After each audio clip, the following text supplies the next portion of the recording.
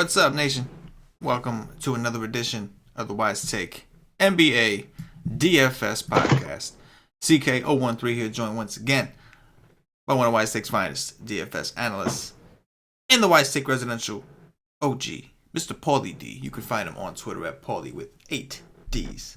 Paulie, my man, what's happening? What's up, dude? Stat correction life. I told you I was right on that line and thought it was over, and they got some wild stat corrections that put me back over the mint cash, so I'll take it. Anytime you have like a really big night and you can cash the next day, that's solid, because usually you like give back half the money you won or, some portion. Right. And I'm happy with that. I know where I went wrong, missing Cornet, and otherwise, we really weren't too far off. And some more optimism for you is that anytime you get a positive stat correction, like that's always that. Come on, like especially when it's significant, like if it's a significant movement or like a dollar amount, like whether you're dropping 400 or going from like not cashing at all to cashing like all your teams, like it's like that's nice. Getting the positive side of that. That's cool. Yeah, because usually they're just vicious. Cruel. Just straight destruction and crushed dreams with negative stat corrections. But that's definitely a positive, man. Overall, again, I'm with you. We missed a couple key things. Like I really didn't want to come off certain guys, and like that is really what my demise was. There were clearly guys I should have played, like Cornet and Shumpert, some of these guys that we kind of overlook. Well, I think Cash did have Shumpert written up and mentioned something about him. Shout out to Cash and DFS. That was a nice call. But he also wrote up Cornet too, and I think Stevie had on the show. He liked Cornet. So everybody was aware. We were aware of it, and hopefully those guys rolled with them and they did well. And I know you made them in cash. I had one team to get in there, so moving on. This is what we do. We grind it out. We move on. We crush the next slate. Like we were on a lot of the right stuff, but when like all the chalk goes off, it just leaves you with such little room for error. You know what I mean? Like, I mean, when you have like 3 teams over 300 and you're struggling to min cash, like you already know what kind of night it was. It's just like, you know what I mean? Like you already know what kind of night it was. Lonzo Ball went for 57, Kuzma went for 48 or 50, whatever it was, and Cornet and Durant going for 60. Yes. So it's like, and you got some of those guys, it's great, but like if all of them go off and you don't have all of the optimal chalky plays, like you only have bits and pieces, then you end up missing out. Instead of getting propelled to like the top, you end up actually missing out because the other ones did the fully optimal plays. Probably a very high scoring cash night, I would assume. Yeah, definitely. Right. Anyway, man, we have a big slate tomorrow. I know you had checked. We have 10 games, and I know you had mentioned that a lot of these guys have games on Saturday. So this is going to be the front end of the back-to-back, which makes sense because they had the break, so now it's time to catch up on the schedule. And some of these guys are going to have to jam it in there. So we'll try to be as conscious as we can, but we'll go position by position as we always do. Couple interesting spots. So the Lakers, we know they're the obvious one. They're on the back end of a back-to-back after losing tonight. Did you happen to see the Bogdanovich 3? My gosh, nasty. I think it's interesting that they went to him. Yeah. And, yeah. Healed had a bad game, and like I think Bogdanovich is going to end up overtaking him. Or maybe Shumpert, but I think they like having Shumpert out there. I think he's like one or the other. He's definitely the defensive presence. Like he's like the guy. Mm-hmm. Like when they're playing a KD or they're playing somebody they're worried about. Like today was Ingram and Kuzma. Yep. He was going back and forth between Ingram and Kuzma. He did a good job whenever he was on them. Like Kuzma should have went for 60 today, but there was a point in the third quarter where Shumpert was guarding Kuzma and he locked him down. He just locked him down. Mm-hmm. It was pretty wild. And he's not locking down KD. Are the Lakers the only team? And Lakers played on Christmas too, so this is 3 and 4. Yes. Truisms. I think they're the only team though, right? Like I don't think any of these teams I'm looking at right now played today. Yeah, they're the only one. We also have a lot of rematches here. So we had mentioned Brooklyn and Charlotte. This time in Charlotte, home and home. That game went to OT twice and just broke the slate the other night. What else we got here? We got San Antonio and Denver. They played the other night rematch, and then Dallas and New Orleans, they're playing again as well. So, some things going on. And on top of that, I'm pretty sure we have a decent amount of injury news, right? Some of it may be minor, but we have yeah, there was a lot of cute tags. A lot of it looks like guys are going to end up playing, right. But Paul George is a big one. That's a big one, yeah. What would you say? It's like 50-50 right now if he plays tomorrow. That's what it seems like. I mean, we don't have much to work with, but quad contusion. I mean, it's hard to run when you got sore quads, man. Like, and you got a contusion or whatever the case is. So, I don't know. Are they one of the teams that they probably don't play tomorrow, right? Let me see. Who's that? The Thunder. Thunder, OKC. No, they do not play on Saturday. Okay. So yeah, I would say it's a toss-up at this point, but but anyway, let's go ahead and jump in because we can talk about all this as we go through this. Paulie, talk to me about point guards staying above 5K. Just the guys up top. Who are some of the ones that stand out to you the most on your first look, bro? Him. I mean, if PG misses, it's obvious. It's Russ at 10-9. Like, there's a time last year where he was like 13K, and if he's going to get all the usage against Phoenix, a terrible defensive team that's playing much faster lately, like that's just no brainer. Kemba at home this time against Brooklyn at 9-1. Like, I honestly don't like it, but it's worth mentioning. It's just same thing with John Wall at 9K. Drew Holiday at 8-9, Devin Booker, all these guys. Victor Oladipo, I believe, is questionable, but like closer to the probable side. So like the guys above 8K, like if there's no PG, it's like clearly Russ. But if PG is in, I honestly don't love any of them. I guess it would be Devin Booker or Drew Holiday would become my favorite out of those. Moving further down. Tomorrow's just at first glance is gonna be like picking game scripts, and if you nail the right one, because there's a lot of kind of lopsided matchups, I would say.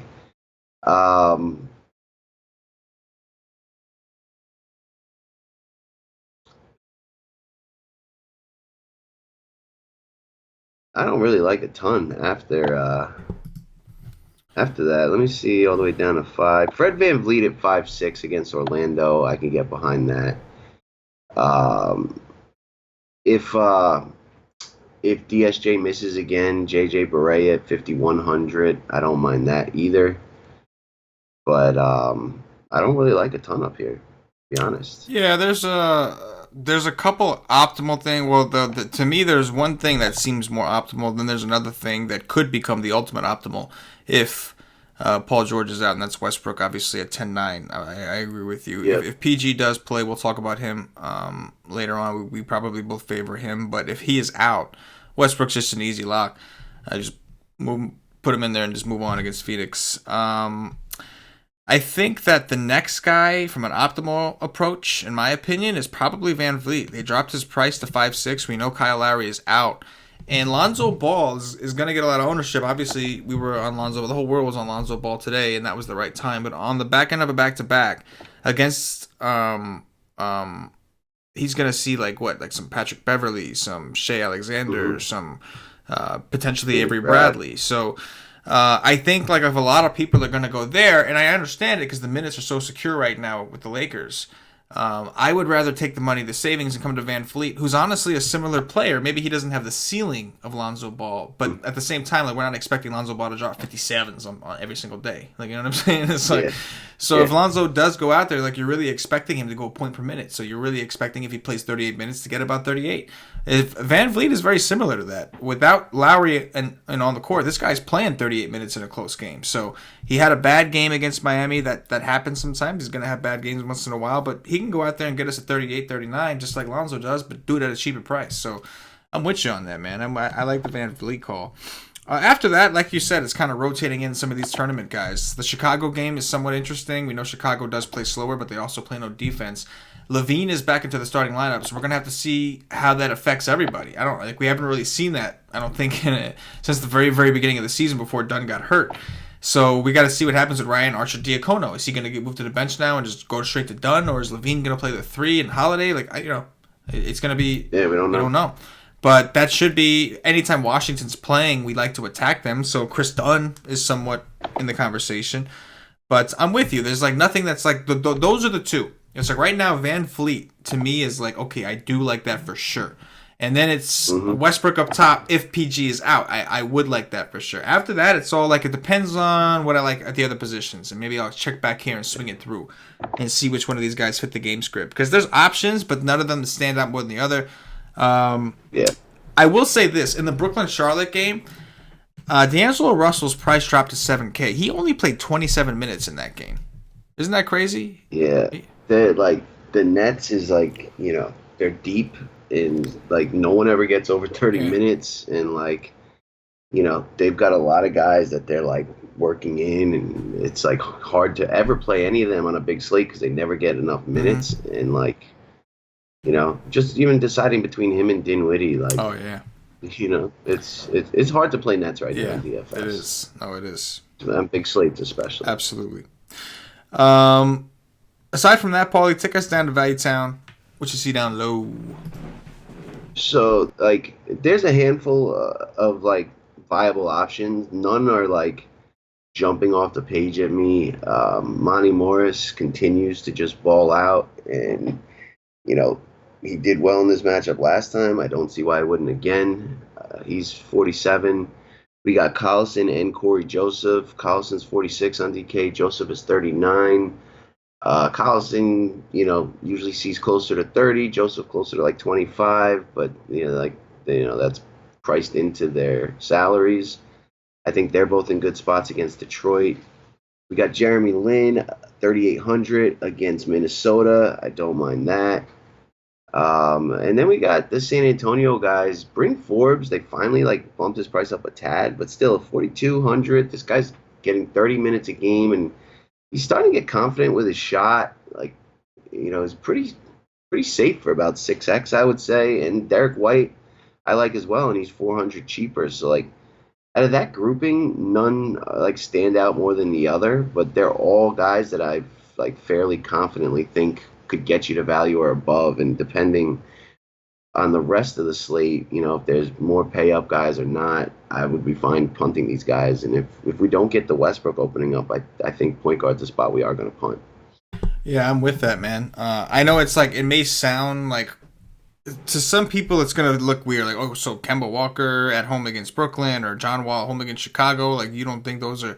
But I'm with you. I'm really not. Unless I'm going full game stack into those games, and I do happen to like other games better, I don't see myself investing those kind of prices, because if those guys don't go for, 55, 60, whatever it is they need at 9K, then, you could, if you're getting a better point per dollar value by going with a cheaper option, going with your Van Fleets, or just going all the way up to Westbrook if PG is out, it's just, I agree, it's just going to put you in a better situation for the rest of the builds, because none of these guys stand out enough. Like, so I'm with you, Monta Morris. You know me, that's my dude. I always like Monta Morris.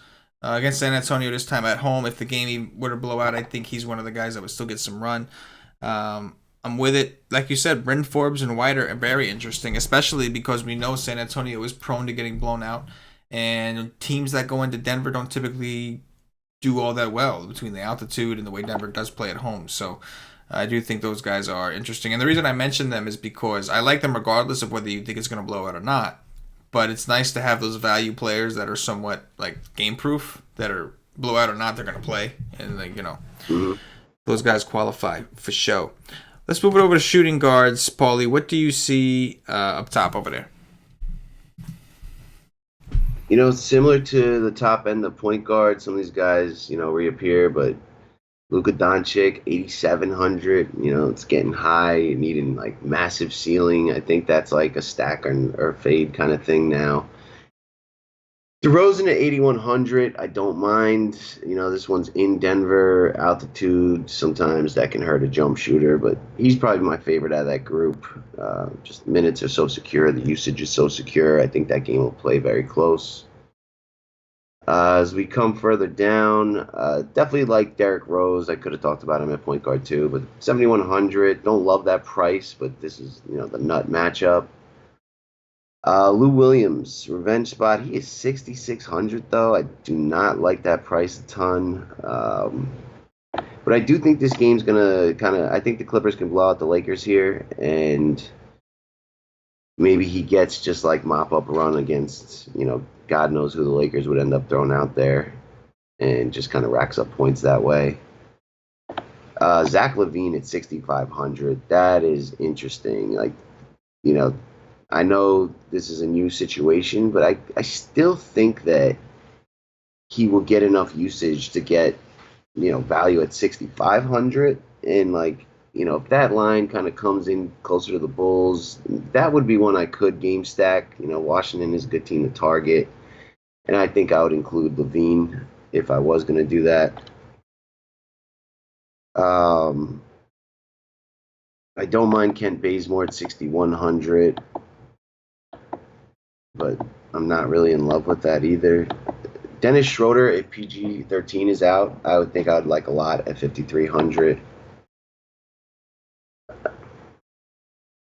It's really it. Not a ton to love, but not a couple decent options, I think. Yeah, nothing to get too crazy excited about. Holiday, Doncic are both like game stack kind of things where you're more so game stacking it or you're kind of leaving it alone because the prices are up. Devin Booker, I do like the most, I think, out of these guys up here in this range.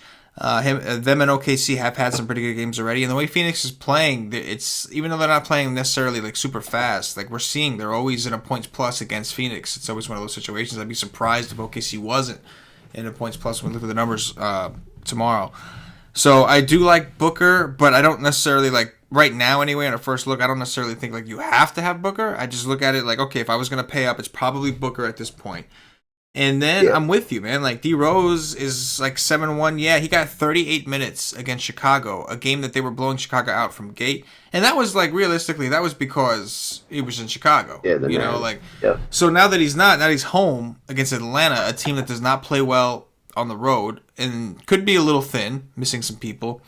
We have to hope they stay close. I don't think they leave Rose in there if they're the same amount if it's out of hand. So we got there because he got the 38 minutes. If he's not getting 38 minutes, you're taking a chance. If the game blows out, you're coming short. So I think Rose is a question mark. I don't want to say no because it isn't a matchup, but I'm not totally sold because I can see him getting like 30 minutes and getting you like 38, which just wouldn't be good enough. Like in cash games, sure, pretty good floor, but in a tournament, it wouldn't be good enough. So I'm on the fence. Lou Williams 6'6" is scary. Maybe his ownership is lower.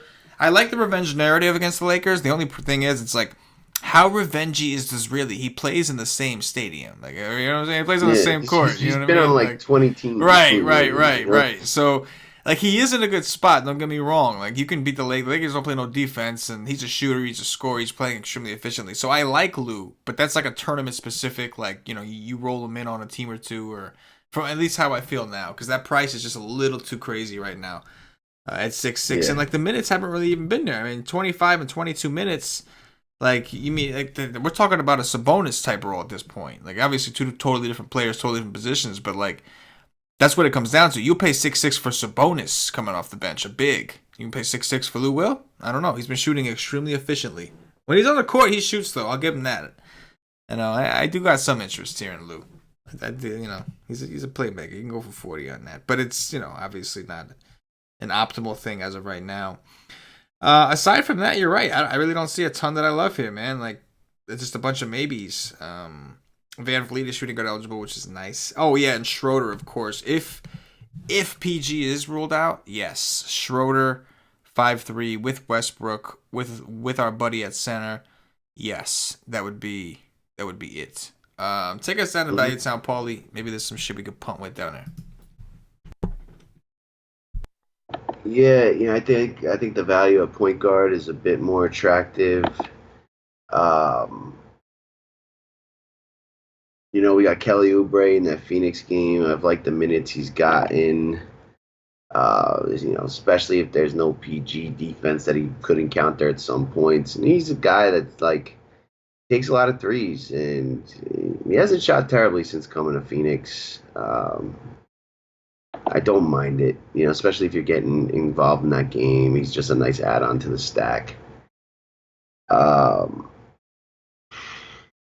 Man, If you think I think Minnesota blows out Atlanta, you could try Josh Okogie, but his minutes were way down last game. Um,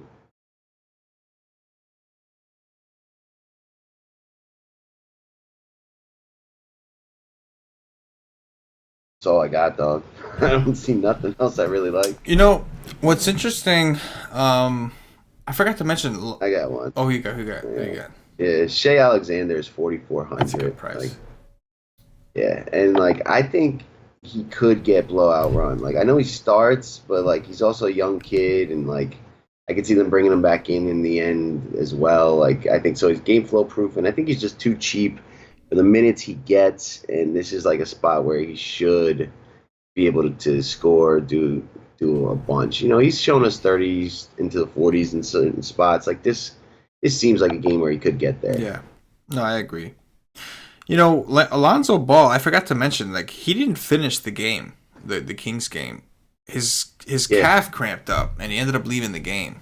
So that's going to be interesting. I mean, it looks like it's just a cramp, so they should hydrate him overnight. He should be fine. But 3 and 4, maybe a situation where they look at this like a scheduled loss sort of thing, and who knows? Like, yeah, I'd be curious what would happen. Yeah. If V. I mean, like they're down to like nobody. Yeah, I do like Lance Stevenson. He is shooting guard eligible. I was going to talk about him at forward, but like he only got 19 minutes today. He's probably one of the more rested ones. If the game gets out of hand, it could just become the Lance show. Yeah. But if Lonzo Ball were to get ruled out, Svi Mihajlovic is min price, and like I've been impressed with him like in the summer leagues and the few minutes he has played in the NBA this year. Cash likes him a lot, thinks he's an incredible shooter. So like if Lonzo Ball were to get ruled out, I think this would become a mid price, like really nice value play. Interesting. Yeah. Can do it. Depending on I don't see a ton down here either. Depending on I could do Alec Burks at 4-6, but I don't love it. It's like you kind of play it and you're expecting like a 25. It's kind of like it's not super exciting. Kelly Oubre, they're trying to kind of like give him this role and force him in there. If Crawford is out, I do think Oubre is going to see a big amount of minutes, especially with Phoenix needing to keep up with OKC, who has been playing pretty good defense.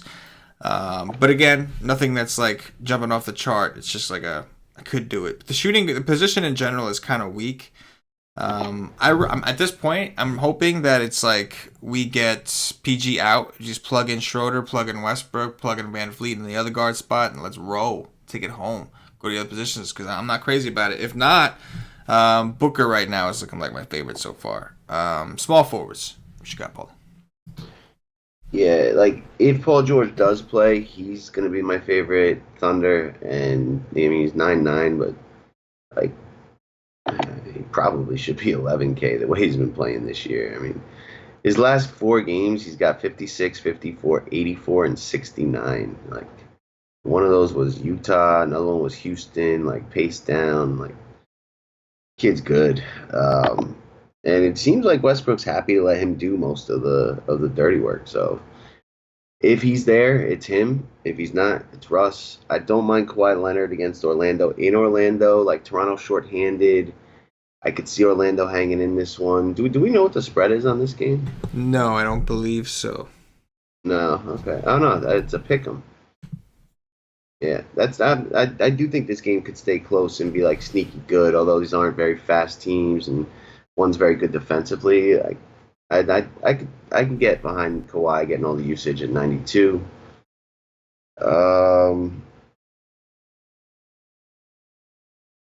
Then we fall off a cliff, and not until Justice Winslow at 5'8", which I don't love the price, but he's been very impressive, and we may be without Hassan Whiteside, which would be a pretty big boost, I think, to him.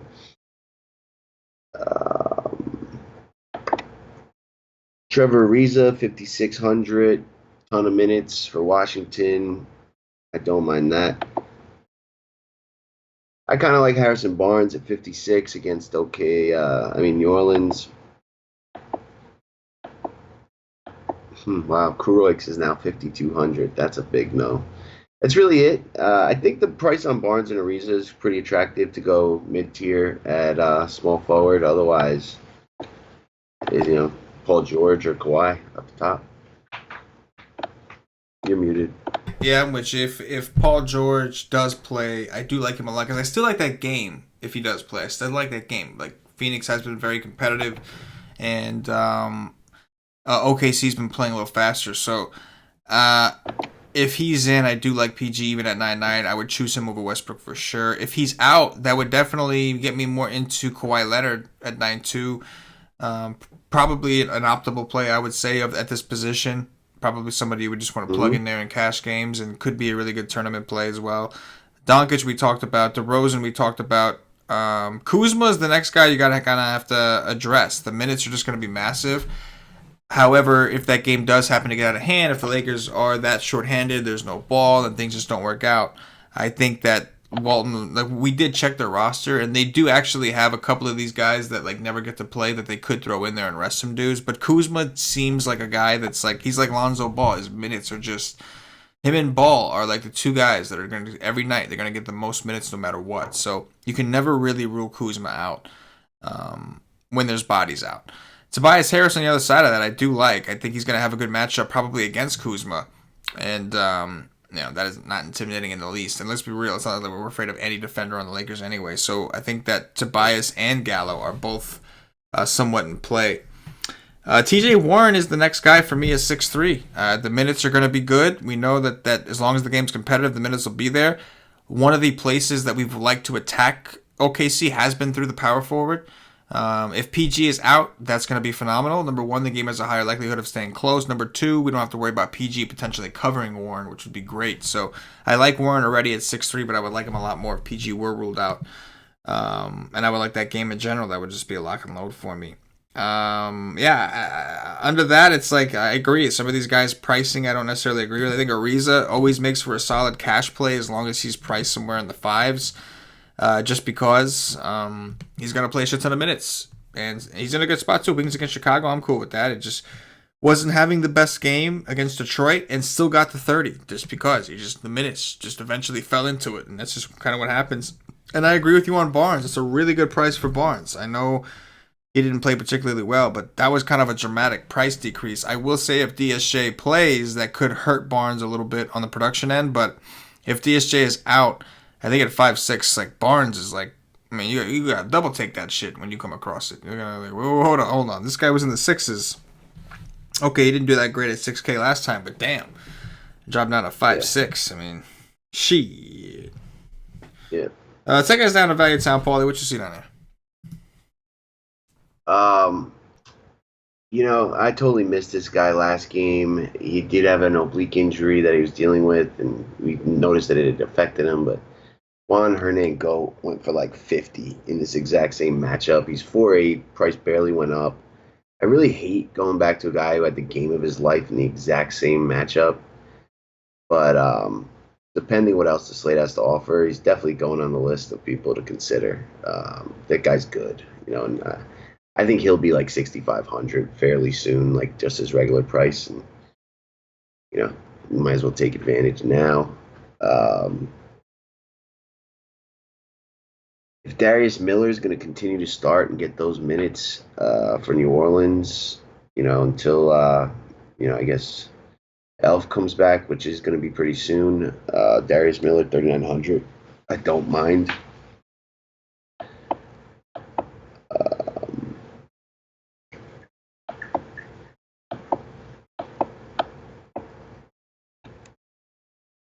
Jeff Green, 4,100 against Chicago.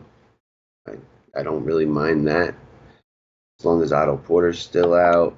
Nectat is 4,400 against Cleveland. His minutes are doing pretty well. If Hassan's out, he's going to be asked to do more in the rebounding. I think he's a guy whose price will be 5K or more fairly soon, once he's fully back to normal. So I can do that.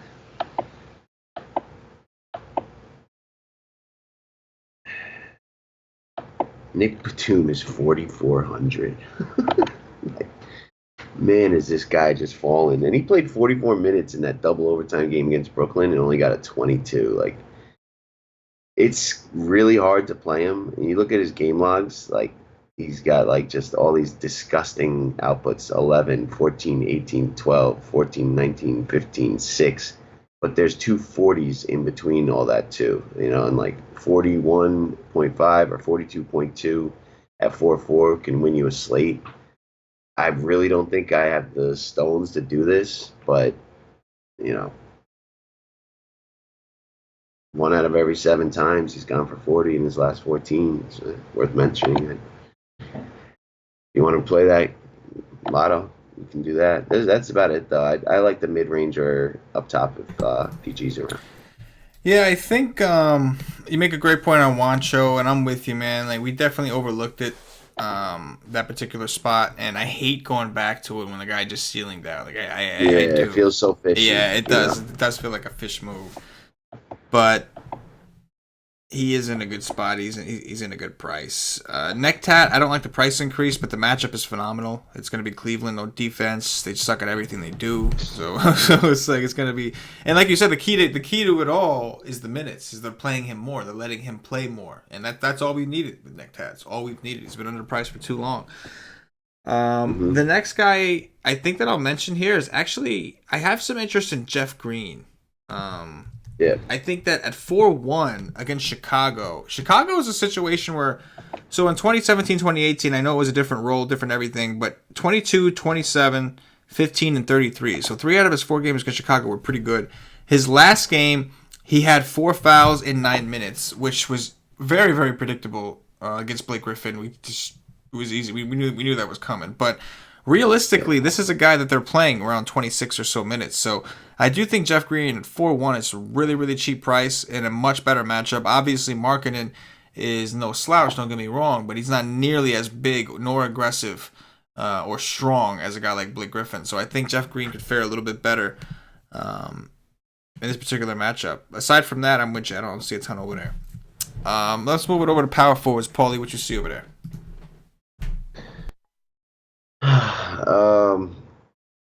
So we got AD at the top, 11.6. He just went for, I think, around 60, 62 and a half. Pretty much like automatic 60 his last 8 games, with only one under 60 at 57.25 and one above 60 at 76 against OKC. I mean, at 11.6, like, you'll definitely take it. It depends what else the slate has to offer. Blake Griffin at 8-4 against Indy. I definitely think that's interesting. Like, I don't know why his price came all the way down. Power forwards is the spot you want to kind of use against Indy. Let's see if he's played them this year. He has not. Played him last year in December. I don't think he was on the Pistons yet.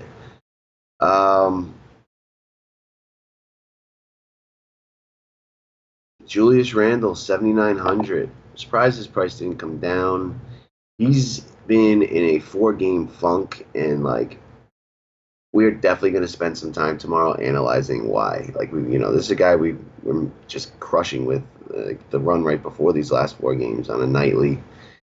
And this would appear to be a phenomenal spot for him. And just like looking at his game logs, like the shot volume has come down from like the 20s down to like the 15s.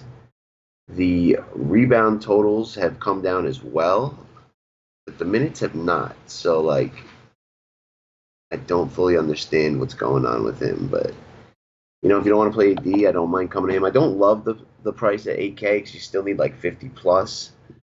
But when he gets going, he's fully capable. Larry Markkanen, 7,200. I love that against Washington. Power forwards, phenomenal against Washington. I mean, this guy's like outside of 2 bad games, just 40, 43, 47, 43, and like at 7-2, you'll be thrilled with that. LMA is down to 7K. That's, I don't know, can't remember the last time I seen him that cheap. Wow.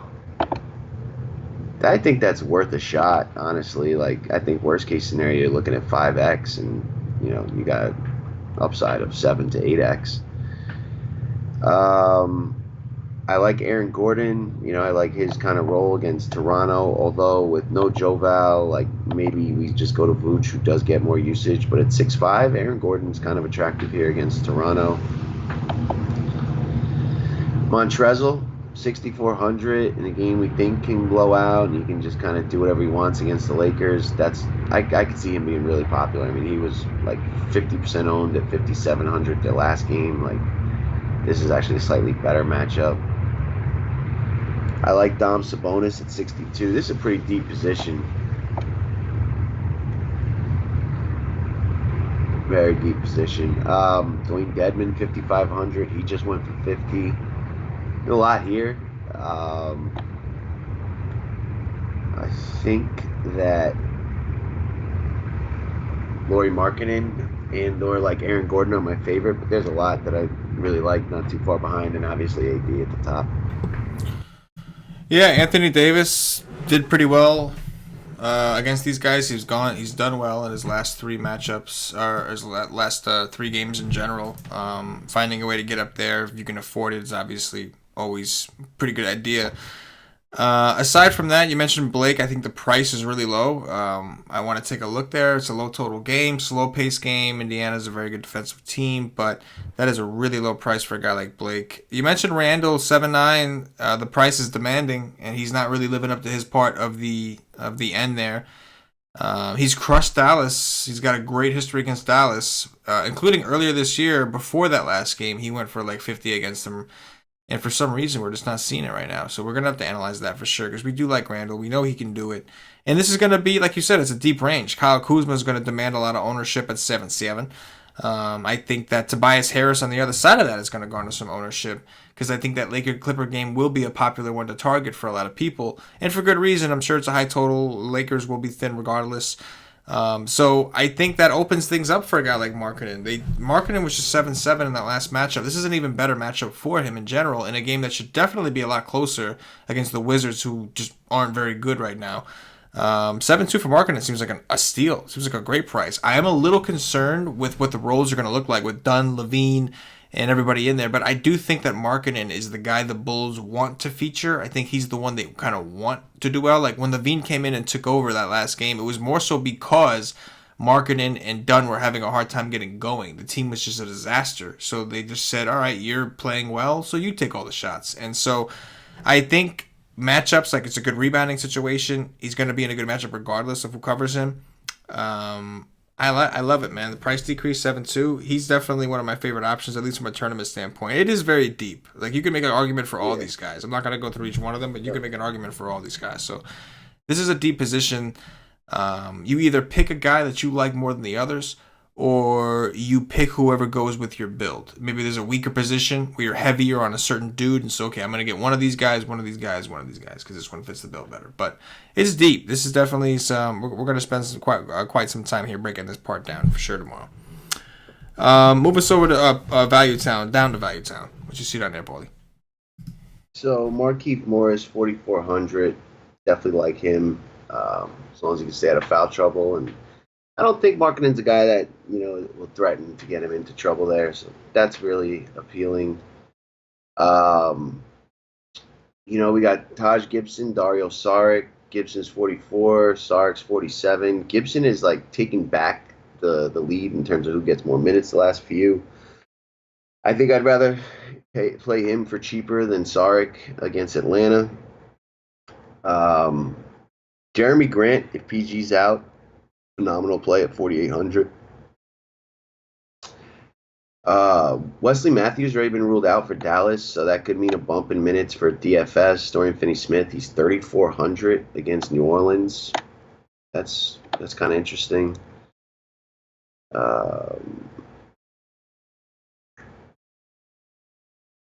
Already talked about Gene Nectat. Maxi Kleber is 3,400. I believe he went for like 30. 26.25, 30 on FanDuel. Played 24 minutes. Guy's been dealing with injury for a long time and like is always like questionable. And he's finally like I think healthy. He played 18 minutes a game before and then 24, and he's good. Like if he's going to get 25 minutes at 3,400, he will smash value. And he got 6 blocks last game. I don't think he'll get that again, but he could definitely get a ton more rebounds and a lot of everything. He's a good ball player, so that is definitely interesting, especially if with Wesley Matthews ruled out already. I think that's it. There's probably others down here, but those are the ones that stick out at first look. Yeah, it's funny. I'm looking at Derrick Jones Jr. right now. His price has dropped all the way down to 3.9 because he played 9 minutes against Toronto for no reason. There was really no reason. Just played. Spoelstra's becoming one of those coaches, man. Like he is. Yeah, He's becoming one of those guys that's just gonna rotate and the hot hand and whatever's working and matchup base. And the Heat are already a not a very desirable team to target because of how they play, and it's just. It sucks because you get a guy like 3.9, Derrick Jones Jr. We saw he was on a little streak of playing extremely well, and then all of a sudden, for no reason at all, they just kind of reduce his minutes, probably for matchup purposes. But this would be a phenomenal spot for him. Going back up a little higher, I think that I'm curious to see what happens with Wendell Carter. This is a situation where foul trouble shouldn't be a problem. It seems like we say that a lot, and then he ends up finding a way to do it. But very curious to see how his role. Centers have destroyed Washington. They've also, Chicago's also gotten destroyed. So that's really where I want to concentrate in the value section. Is really that area. I want to have one of either Markieff Morris or Bryant on every team. One of those guys, and maybe both because of how cheap they are. Bryant only played 13 minutes in that last game. I think that was because they needed Mahimi's size. Bryant is still not, Mahimi is still the big man, but they're not going to need a super big man here. And I think they go back to what they were doing before, using Markieff at the backup center position and using Bryant at the starting center position. So 3.8 for Bryant is just a really low price and a good matchup. Even if he only plays 15 minutes, he can still give you some type of at least a 5x. In those 15 minutes because the matchup is so good. And if he happens to play 20, 25, he can get you tournament value at that point. And then if Markieff, obviously picks up the rest of those minutes and he does what he's got to do, he can easily hit tournament value. So I do think I like Markieff more because his minutes are a little more solidified. Foul trouble's been an issue for him. He shouldn't have that problem here. But I do like Bryant as well. And I think as of right now, I know I want one of those guys. Do I want both? Probably not. But I know I want one of those guys. You know what I mean? That's just a situation on the cheap. And then if PG's out, I do think that Grant is in play for sure as a part of that game stack. But also, I missed it. If Hassan Whiteside's out, you got Bam at 44. Yeah. Bam at 41, Olynyk at 42. Yeah. This would appear to be a much better Bam spot. And also, if Whiteside's out, maybe Derrick Jones Jr. slides back into the rotation. If Olynyk's playing backup center, then maybe they need him back in there. He's only 3.9, so I think Whiteside's probable, but that's huge news. If he gets ruled out, it's going to open up a shit ton of value for everybody. It's going to open up a shit ton. Yeah. For sure. Yeah. Move us over to centers. Paulie, last position of the night. We'll get up out of here. It's 2:05 in the a.m. You know what I'm saying? It is. Gotta wait for the football dudes. Shout out to Cam. Shout out to Patio Joe doing the football. Week 17. That's the truth. That's the truth status right there. Because damn well that week 17, nobody feels like doing a goddamn podcast. You know what I mean? And those guys is grinding it out. I'm gonna get my last week of football in. I am. It's gonna be a for sure. It's a must. For sure. Football was good to us. I don't know what to think about Jokic. He took 5 shots last game. I don't understand where that came from. He makes for a very interesting tournament play though, because this is a good matchup for him, and he could just take 20 shots tomorrow and be totally different. Drummond appears to be around 8,600. Vooch at 8,200 seems underpriced. I like that.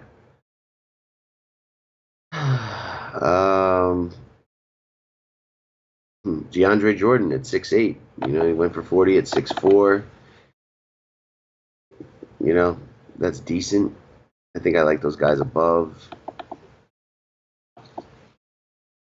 Serge Ibaka versus Orlando, 5,700. I like that.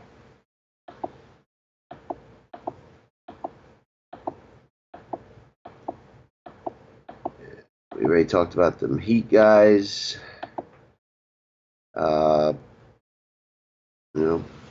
Bo Boban, if he starts, is always kind of viable. Probably more of a FanDuel play, but he's 3,700. I can get behind it.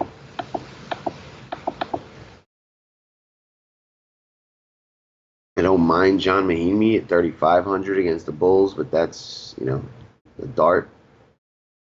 I'm looking at a 21-minute projection for Jakob Poeltl. I mean, he's been playing about that. I don't mind him as well in this Denver game. He went for 22 the last one. If he's going to play 20 minutes, I don't mind him either, but I think I'm going to try to pay up at center tomorrow. Probably Vooch. Oh, I forgot to mention Steven Adams. He's in a phenomenal spot at 6'8". Like him too. Yep, Karl-Anthony Towns in an awesome spot against Atlanta. However, I am concerned about the blowout, and I think this one will be worse. I do expect Minnesota to pound on them quite a bit, so I think Cat is in a great matchup. Just concerned about the blowout. Jokic at 8-8, very tempting. Jokic has great history against San Antonio, so it was even more shocking. Like, just to add to how weird that was that he played bad. But I do think he bounces back. He's also played a little bit better at home this year, so at 8-8, I think it's a great price for Jokic. I do like that. I'm cool with Drummond at 8-6, very good price. Vooch is very tempting to me at 8-2. In that game, it could be kind of sneaky. From the Toronto side, we kind of know Kawhi Leonard, Van Fleet, some of these options. Even Ibaka, we didn't really talk about Ibaka, but this is a revenge spot for Ibaka technically. Orlando gave him that big contract. Things didn't work out, and he went on the piece. So I do think Vooch, we saw in that, what was that? Whiteside was able to do his thing. The only thing held him back from a 50 burger was Spoelstra. Otherwise, he was going for 50 easy. So I think that Vooch, against Ibaka, without Joval, they're seriously, they're going to struggle against all bigs without Joval. And they're already not great against bigs. So I think that Vooch at 8-2 is an awesome price for a guy the type of uses. And on top of that, Aaron Gordon's going to have some tough defenders on him between Ibaka and Siakam, who is a good defender. So I think that I really do like Vooch at 8-2. I like these guys up here. I'm with you. I think there's guys down there like Adams I like, but I would love if if Paul George was ruled out. Then you just take those three, the 3 or even 4 OKC guys, you go to war. This is how you use a player. Montrezl Harrell, I don't mind at 6'4". I'm sure he'll be popular. Again, I expect that game to be pretty popular. And his price is up. Cash is gonna like Ibaka at 5'7", right? There's narrative there against Orlando. Yeah, I would think so. For sure. But I'm with you. I probably stick to the top. I think Adams, as of right now, Adams is probably the lowest I'm looking to go. I mean, I think. What do you think of Zubac in this situation? So today we talked about it. We said with Zubac, there's a possibility that they'll need Chandler on the court more because of Willie Cauley-Stein, and that's what happened tonight. But what about the Clippers? Do you think they? I don't know. Is Montrezl's one of those guys? I don't know. Boban certainly is. Yes. Be very curious. We'll have to analyze that situation because centers have gone off against the Clippers, and Zubac is, of all the guys, he didn't play a ton tonight, so he played 20 minutes, so he should be all right to go. McGee could play too, right? That's true. McGee might come back and say fuck everybody. If McGee plays, I do like the GOAT. If McGee comes back and he's gonna get some minutes, I'm down with the GOAT. I'm down with JaVale the GOAT, baby, because we get the price, right? 5'9" for Zubac. Fuck that. What's McGee 4'7"? 4'7" hasn't moved since his injury. 4'7". And that is going to do it for the position-by-position breakdown. At this point, I'm going to remind everybody, if you haven't already, check us out at wisec.com. Get over there. Don't waste no time. Go join the nation. We still got a sale going up, I think. It's going up until, I think, I want to say January 8th. I think it's a week after New Year's. It's up there for. But once it's gone, guys. Make sure you go over there and get it. Basically, you'll get the NBA season pass. You get the rest of the NBA season. That's over 5 months of NBA content, NBA DFS content. We normally sell the season pass for $174.99, and you will get it for $89.99. So I think you save $85 or $84.99. I get it reversed, but you can see the promo on our Twitter at @wise_take. It should be up at the Facebook also, facebook.com/wisetake. So go check it out, guys. It's a pretty good saving. I know the promo code itself is Xmas New Year's 90 with no exclamation point. Xmas New Year's 90, no exclamation point. You get the Slack chat with that as well. Slack chat is available for monthly memberships or higher. That classifies as a higher, so you will get access with the Slack chat. I've had a couple questions with that. Just follow the instructions on the Slack page and it'll get you in there. wisec.com, click on Slack. Aside from that, if you're new to the nation, if you haven't tried our content out and you're curious as to what is some of the things how we help you, go ahead and go to wisec.com and get a day pass. Try it out. You won't get access to our Slack chat, which is something you're going to want, but you will get access to the content for a full day. You get the Paulie D's cheat sheets. You get the Y stream. Tomorrow is Cash and DFS, or tonight I should say, because it's technically a Friday show. Today is Cash and DFS on the Y stream day. You get cheat sheets. I write a core article. You get a cash game article. You get a tournament article from I think Stevie and Thunder Dan are doing their thing tomorrow. I think Stevie Brown, Thunder Dan writing the GBP and cash, and then I think it's about Paulie and cash on the Y stream. We got cheat sheet. We got it all. Come check it out. It's a good slate to do it.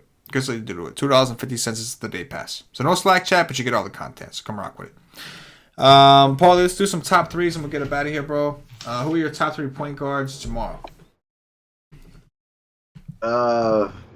Looking at Freddie VanVleet. Looking at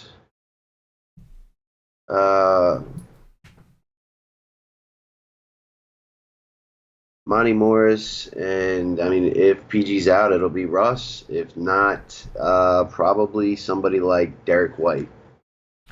For sure. I got the same list. I got VanVleet, Westbrook, and Morris. And Westbrook is really, again, like, that's like, I mean, don't get me wrong, I don't think it's out of the equation, but Westbrook goes from, like, I'm okay with it, but I prefer PG to, in my opinion, almost a must play if PG's out. So I got the same 3: VanVleet, Westbrook, Monty Morris.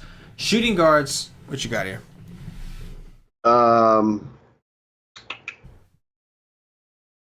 Devin Booker,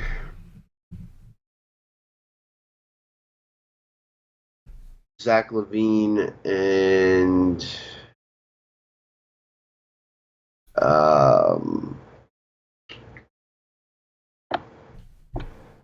give me, man, this is ugly positions. I guess I'll go with JJ Barea.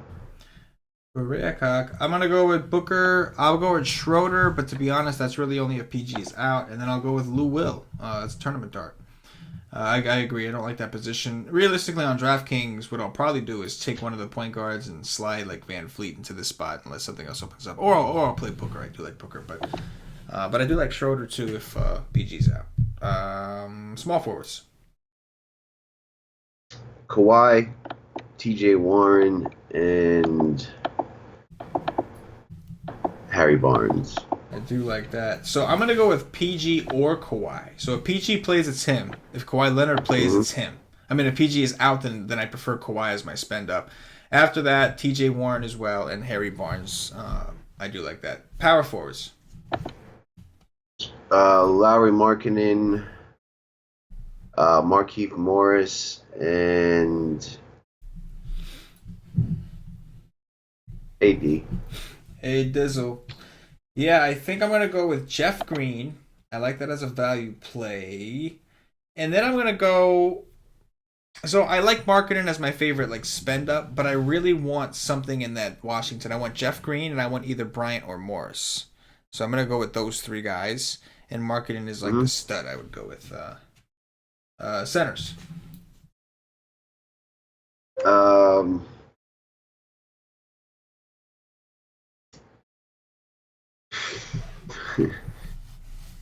Vooch, Jokic, and Steven Adams. All right, this is getting too weird, dude. I wrote my top 3s down already. I wrote them down like literally like before I asked you like 10 minutes ago. Vooch, Jokic, Adams, the exact order. So, boom. Apparently, we are seeing things the same way out gate. We'll have to see how things shake down tomorrow. I'm sure there'll be a couple things we disagree on. There's usually at least 1 or 2 things. I mean, but that could mean 1 or 2 things. Either the nation goes hamage like it was the other day, or the nation, we're moving on to Saturday. But crashes and burns. But I lean towards the optimistic approach. I actually do think this is a slate that kind of goes in our favor, especially like we can locate the chalk. It sounds like you and we know that Lakers game is going to be the chalk, and it sounds like neither of us are overly interested in it. So I'm sure we'll analyze and pick the pieces we need from it, and I think there's going to be lower ownership across the board in some of these other games that I think you and I are both finding more attractive. That's going to do it for the YSEC DFS podcast. If you're watching on YouTube, please hit that thumbs up button, the like button, subscribe to the channel, hit the notifications bell, make sure you are notified whenever we go live on the channel. If you're watching on Facebook, give us a like and a share to support the YSEC Nation. If you're watching us on Twitch or Twitter, give us a follow, give us a retweet. If you're listening to us on Podbean or iTunes, give us some 5-star reviews. Paulie D, anything in closing before we get out of here? Nope. Have a good night. Catch us tomorrow. We're gonna do what we do. The nation is on fire, and we got to keep that Keep going. it going, baby. Don't forget, get some merch. You listen to the podcast, get some merch. You're gonna be able to buy the merch. Whitestate.com. Click on merch in the menu. Get yourself some. Hoodies, t-shirts, black, white. We got it all. For Paulie D, for myself, the entire White Tech Nation, as always, good luck. Peace.